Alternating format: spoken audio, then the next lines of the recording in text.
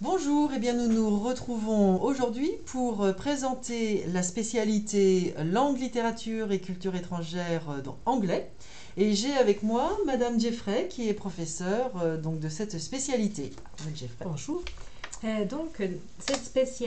Pour cette spécialité, comme pour toutes les spécialités, il y a 4 heures d'enseignement en première, avec en plus de ça 2h30 d'anglais dans le tronc commun, et en terminale 6 heures de spécialité, plus les 2 heures d'anglais en tronc commun. C'est vrai qu'on a pu remarquer que les élèves qui choisissaient la spécialité LLCE étaient plutôt favorisés parce qu'ils avaient finalement un bain de langue relativement plus important que les autres élèves.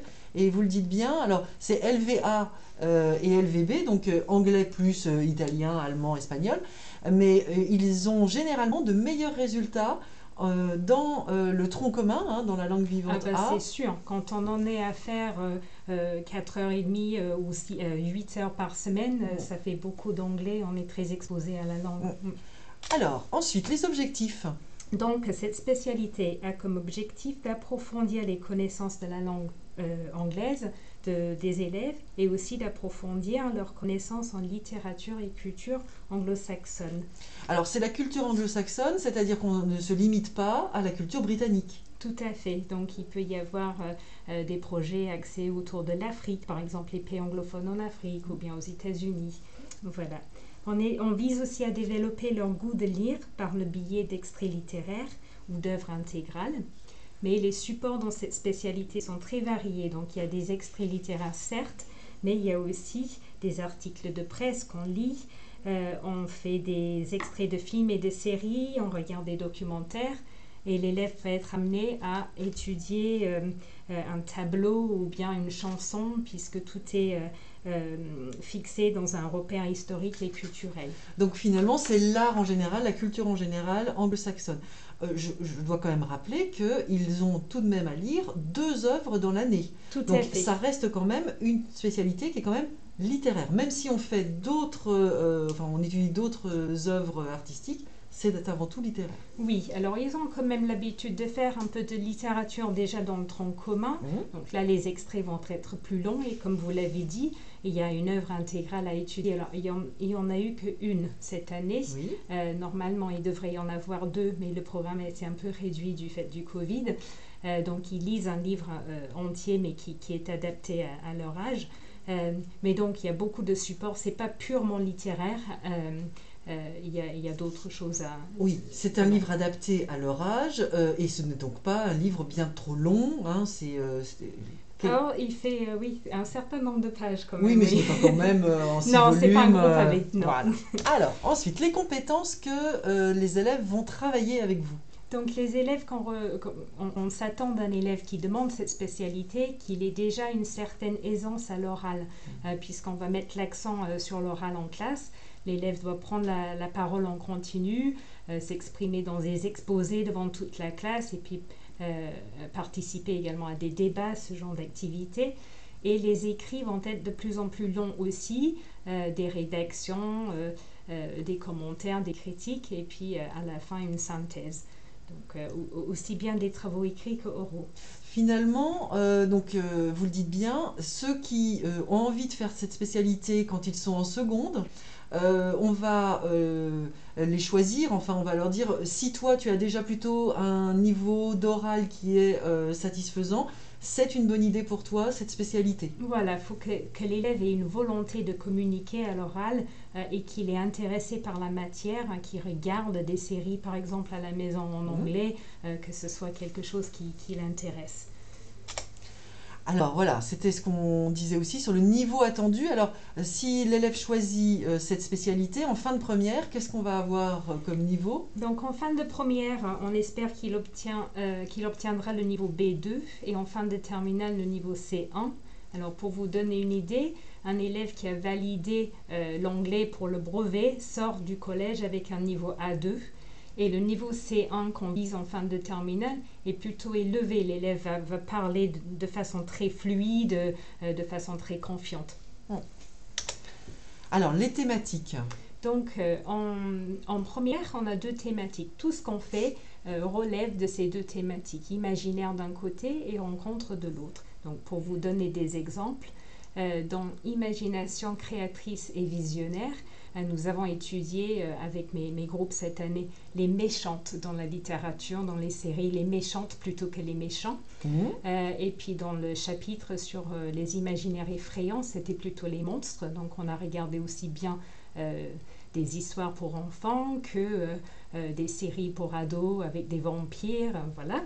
Et dans le chapitre sur les dystopies, bon, ça c'est quelque chose qui leur parle par le biais de leurs séries Hunger Games, les films Hunger Games et Black Mirror, la série, ils connaissent un peu. Donc tout est décliné de ces deux grandes thématiques. D'accord. Et donc, un programme, effectivement, nous détailler ce qu'il en est. Oui, ça s'appelle le programme limitatif et c'est le programme où on doit choisir des œuvres littéraires. Donc normalement, comme j'ai dit tout à l'heure, il devrait y avoir 2 œuvres littéraires. Cette année, ça a été réduit et nous avons étudié The Curious Incident of the Dog in the Night Time. Le titre en français, c'est Le bizarre incident du chien dans la nuit. C'est un livre où le narrateur, c'est un ado autiste et on voit le monde à travers ses yeux. Donc c'est tout à fait adapté pour leur âge. C'est assez intéressant. Il trouve un chien qui est mort et puis il mène son enquête pour savoir qui est-ce qui l'aurait tué.